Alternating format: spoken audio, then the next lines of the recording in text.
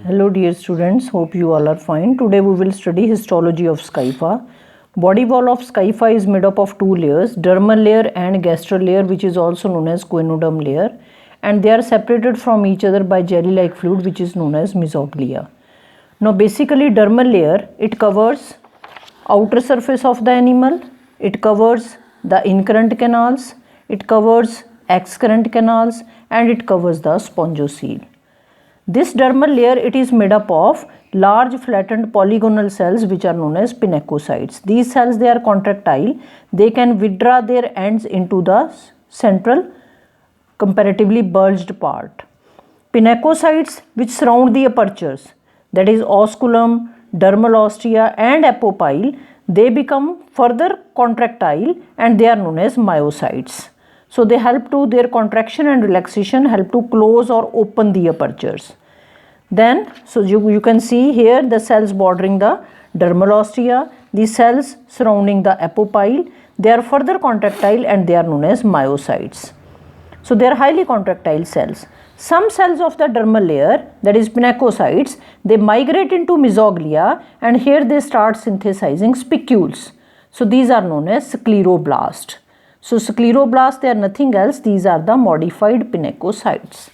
Now just see, gastral layer is made up of, it mainly covers the radial canals and it is made up of coenocytes. So this is the gastral layer which is made up of coenocytes. We have already covered the structure of coenocyte. So this is the gastral layer which mainly covers the radial canals. In between dermal and gastral layer, in between this layer and this layer, there is present a sheet of mesoglea, which is a jelly-like fluid which contains different types of amoebocytes and spicules. The mesoglea is made up of proteins. It is thin between the canals, but it is thick outside the incurrent canals and inside the incurrent canals and outside the radial canals. So ਜਿਹੜਾ ਹੈ mesoglea canal ਜਿਹੜੀਆਂ dermal ਤੇ gastral layer ਦੇ ਵਿਚਕਾਰ comparatively thin ਹੁੰਦਾ, ਪਰ incurrent canal ਦੇ ਅੰਦਰਲੇ ਪਾਸੇ radial canals ਦੇ ਬਾਹਰਲੇ ਪਾਸੇ ਇਹ ਜਿਹੜਾ mesoglea, it is comparatively thick. So this thickened part of mesoglea internal to the incurrent canal is known as gastral cortex and outside the radial canals it is known as dermal cortex. So this is the mesoglea. Now we will study in detail composition of mesoglea. Mesoglea, as I have already told you, it has two types of cells, scleroblasts, which are the spicule forming cells, and different types of amoebocytes. Scleroblast, further we have studied, these are basically the cells of dermal layer which have migrated into mesoglea. And here they start synthesizing spicules. As the spicules of Scypha, they are calcareous in nature, so these scleroblasts of Scypha, they are also known as chalcoblast. Then there are present large number of amoebocytes. Amoebocytes, as the name itself indicates, these are irregular cells and there are basically 8 forms of amoebocytes. What are these? First is coloncyte. So all these amoebocytes, they are irregular in shape. We will not repeat this again and again. So from the surface of the coloncyte, there arises tubular processes, which are also, we call them as tubular pseudopodia, and their function is they secrete collagen fibers. Chromocytes, they have again blunt pseudopodia, and chromo, as the name itself indicates, they contain pigment granules, they give color to the sponge. Trophocytes, again irregular in shape, having these pseudopodia. Their function is they collect partially digested food from coenocyte and they digest it completely and they distribute the digested food to other parts of the body also. Thisocytes, again irregular in shape, containing glycogen or glycoprotein granules. They help to store the food in the form of glycogen or glycoprotein. Phagocytes, again irregular in shape, their function is they eat up the foreign particles and the damaged cells. Then the largest of these amoebocytes is known as archaeocyte. They are the largest amoebocytes. Their main, you can say, characteristic is they can change into any other type of cell. It means they are totipotent cells. They can change into any other type of cell according to need of the animal and they also form gametes. Then gland cell irregular in shape and it gives a tubular process to the surface of the body through which it discharges its secretions and these secretions, they are made up of sticky material that helps the animal to attach to the substratum. Then you can say last type of amoebocyte, these are the fiber cell, which are comparatively elongated cells, and they support the mesoglea. So basically all these types of amoebocytes and these scleroblasts, they lie in the mesoglea.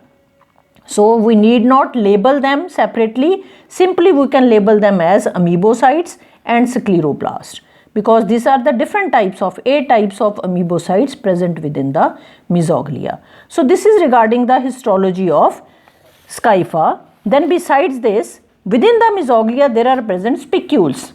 These spicules, they form the endoskeleton of the animal. Endoskeleton means the supporting framework which provides support to the animal.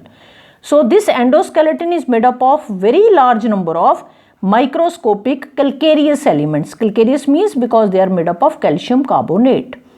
Spicules which are present in mesoglea, they are classified into 3 categories: single-rayed or monoaxone, which are having only 1 ray; 3-rayed or triradiate, having 3 rays; tetraradiate, having 4 rays.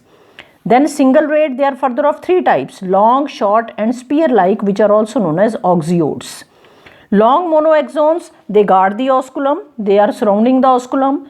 Short monoaxones, they lie parallel to the radial canals. So here they lie short monoaxone spicule. Oxyoids, they project out of the elevations.